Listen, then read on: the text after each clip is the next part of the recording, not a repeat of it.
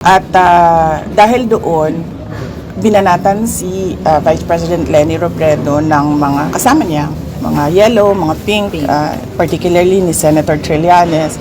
For this visit sa Naga City, nagdesisyon ako na huwag kami magkita para wala nang masabi ang mga tao about former Vice President Leni Robredo.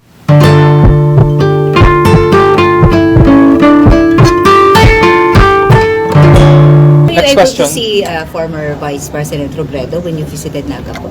Did you have the chance? Kasi ganito yun. Noong nagkita kami ni Vice President Robredo sa bahay niya, alala nyo, hindi naman odd yun.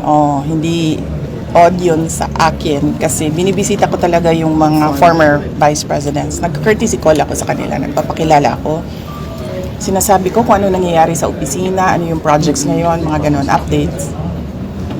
At dahil doon, binanatan si Vice President Leni Robredo ng mga kasama niya, mga yellow, mga pink, particularly ni Senator Trillanes.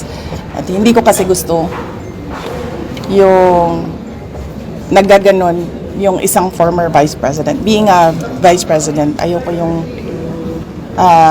ginaganon ang mga former Vice President. So, for this visit sa Naga City, nagdesisyon ako na huwag kami magkita para wala nang masabi ang mga tao about former Vice President Leni Robredo.